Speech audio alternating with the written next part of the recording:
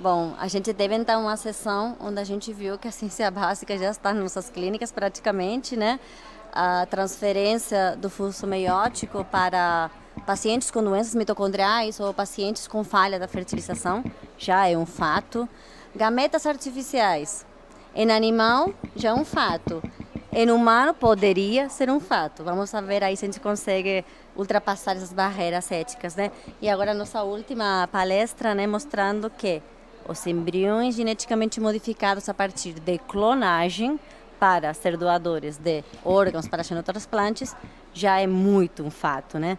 Então, muito obrigada. Eu agora vou chamar, vou chamar de novo a doutora Fabiana e o doutor Ernesto, junto ao nosso moderador, o doutor Marcelo Cavalcanti, para guiar a nossa discussão. O Dr. Marcelo é médico especialista em reprodução humana assistida e professor do programa de pós-graduação em Ciências Médicas da Universidade de Fortaleza. Muito obrigada, Dr. Marcelo. Obviamente, o Dr. Nuno não vai poder participar da nossa discussão, mas ele é muito acessível e depois eu posso passar o contato se alguém tiver alguma dúvida. Tá bom? Dr. Marcelo, pode começar.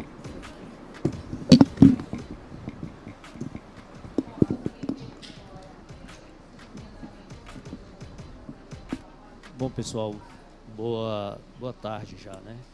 Em primeiro lugar, gostaria de agradecer o FAST Group pelo convite e participar de uma mesa de algo que eu gosto bastante, que é dessa ciência translacional, né? A gente vai da bancada ao leito, da bancada ao laboratório, de uma forma assim que é apaixonante. E como o surgimento de qualquer nova técnica, a gente sempre fica... Eu acho que a maior dificuldade é saber quem vai realmente se beneficiar dessa técnica. E aí é o que eu destacaria na primeira palestra do professor Nuno, né? Ele infelizmente não está aqui, mas poderia abrir depois para vocês e para a plateia comentar quem realmente vai se beneficiar com essa transferência dos fusos meióticos. Eu vi no trial que ele desenhou, que colocou a pacientes com menos de 40 anos com baixa qualidade ocitária. Mas quem são o que é essa baixa qualidade ocitária? Pacientes que têm alguma outra doença que pode interferir com essa gametogênese, a foliculogênese, endometriose, ovário micropolicístico, que a gente sabe que tem um estresse oxidativo ali presente, que trabalha muito com a questão mitocondrial. Pacientes com alguma doença autoimune, será que elas estão incluídas nesse critério de inclusão ou a gente vai ter outros critérios de exclusão? Tá? Então, seria a pergunta que eu faria ao professor Nuno. Tá? Para a professora Fabiana, para não me prolongar tanto também na fala, eu tinha uma única pergunta, né? Assim, se a gente está diante de tanta questão ética envolvendo os gametas artificiais, né? Se a gente está tão futurista, vamos tentar voltar um pouco para a realidade e entender um pouco se esses conhecimentos que a gente está adquirindo, que vocês estão adquirindo no laboratório, de fazer toda essa, vamos dizer assim, uma foliculogênese reversa, né? Se isso poderia nos ajudar de alguma forma intervir ou ainda na mulher, ou com a biópsia ovariana e a gente interferir nessa foliculogênese desde do folículo primordial que a gente poderia ter num tecido ovariano e chegar a melhorar essa nossa maturação ocitária in vitro, já partindo desde da parte de ativação desse folículo primordial, depois para um folículo primário e secundário. Se alguma coisa que vocês estão adquirindo desse conhecimento, vamos dizer assim, retrospectivo, para depois construir o gameta, se poderia ajudar hoje, né, diminuindo um pouco essas questões éticas. Excelente colocação.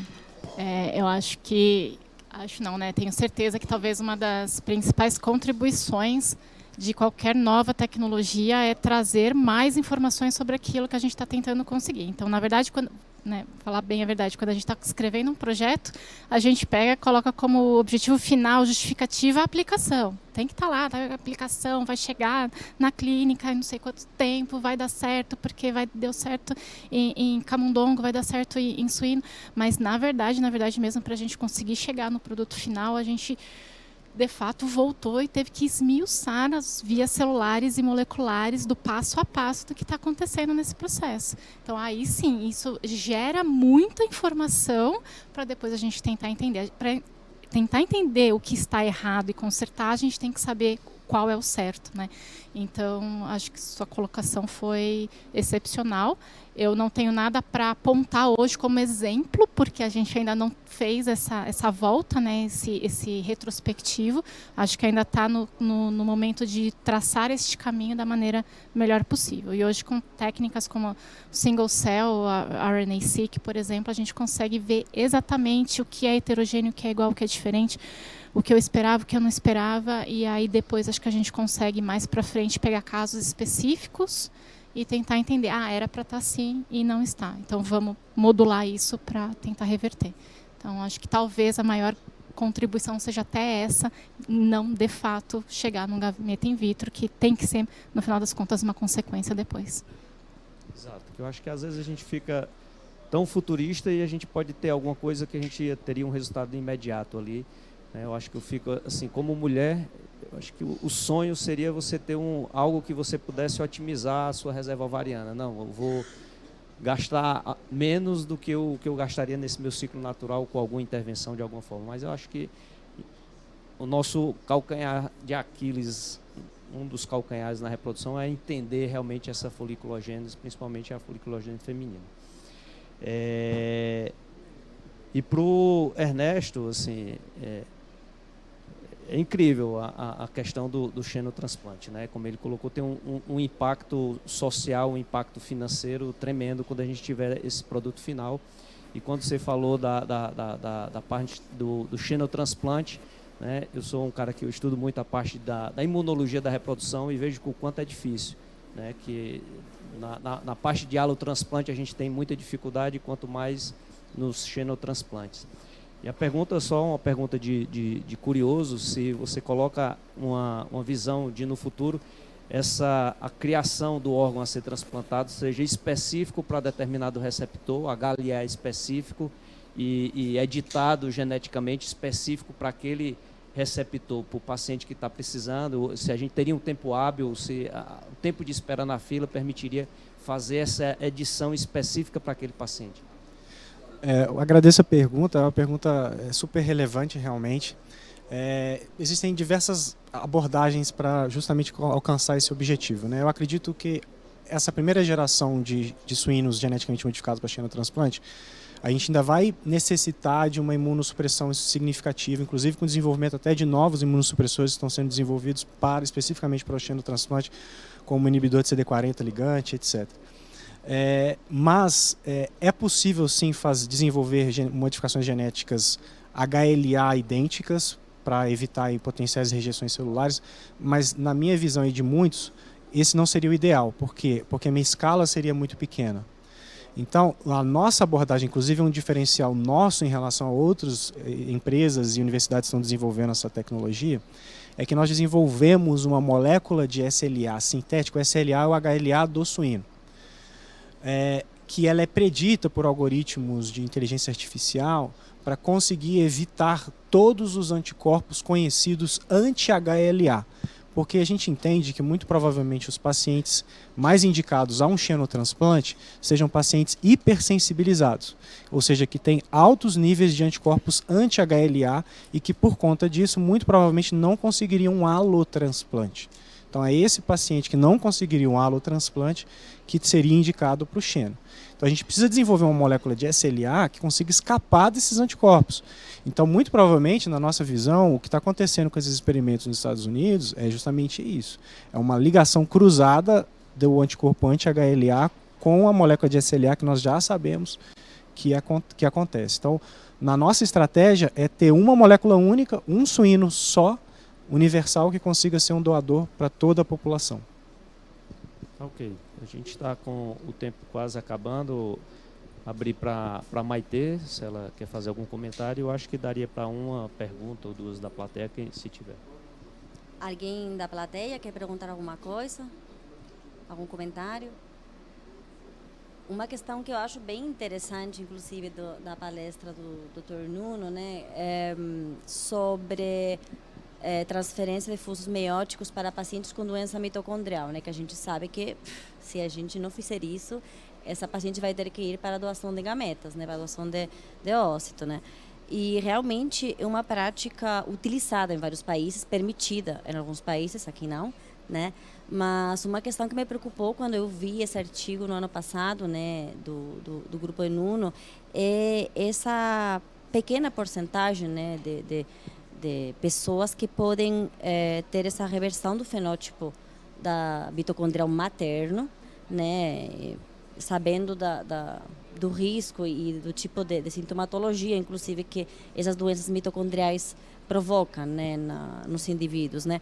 E uma questão, inclusive, que eu já perguntei para a Fabiana há alguns dias atrás, né, de se a gente conseguiria editar o DNA mitocondrial, por exemplo, para uma doença que tem a ver com doenças mitocondriais, né? E uma pergunta que eu, inclusive, queria fazer para ela, eu ainda vou fazer, mas não sei se vocês dois têm alguma informação sobre isso, sobre se a gente pode editar o DNA mitocondrial e dar outra possibilidade, talvez, de tratamento para esses pacientes, além da da transferência de fluxos meióticos. Bom, eu conheço alguns trabalhos que mostram que é possível fazer modificação genética em DNA mitocondrial, sim. A grande dificuldade é a questão de geração de heteroplasmia, né? Porque é difícil você conseguir garantir que a sua edição vai funcionar da mesma forma em todas as mitocôndrias daquela célula, daquele indivíduo, etc. Mas as ferramentas que nós temos hoje, sem dúvida, nos permitem, um dia, quem sabe, a gente fazer terapias direcionadas a mutações, doenças mitocondriais em indivíduos já adultos ou recém-nascidos. Cheguei a conversar já também um pouquinho com a Maite sobre isso e acho que além dessa questão e pontualmente sobre também essa questão da heteroplasmia, a gente teria que ter uma maneira de selecionar, né, essas mitocôndrias depois, e isso talvez a gente ainda não consiga. Então, acho que tem uma barreira aí técnica por enquanto, não de fato, talvez não da edição, mas depois de como continuar isso na célula-alvo. Perfeito. Alguém da plateia tem alguma pergunta, algum questionamento? Tá. Então, agradecer a presença de todos, tá? Assim, brilhante, né? A gente vê que a medicina reprodutiva depende dessa ciência básica, né? Que muito que a gente tem hoje, quando a gente vai ver a história da fertilização in vitro, até o nascimento do primeiro bebê de proveito, a gente viu o quanto que na ciência básica, quando a gente vai lá para trás, ainda antes da década de 50, década de 60, o quanto se fazia de ciência básica e que se chegou. Talvez a gente esteja numa velocidade muito mais rápida do que naquela época, mas a gente depende dessa ciência básica, dessa parte translacional para ter a nossa atividade dentro do laboratório. Tá? Então, agradeço a todos pela presença. A Maite, se quiser fazer alguma consideração final. Mais uma vez, obrigado pelo convite ao FAST Group e pela parceria. Não, só agradecer, então, a doutora Fabiana, ao doutor Ernesto, pelas excelentes palestras, ao doutor Nuno, mandarei as minhas felicitações também. E agora só vamos aguardar o outro palco terminar para continuar com a palestra do CEO do FAST Group, do Nelson, tá? Vamos só aguardar e aí a gente passa para essa última palestra, tá bom? Muito obrigada. Obrigado.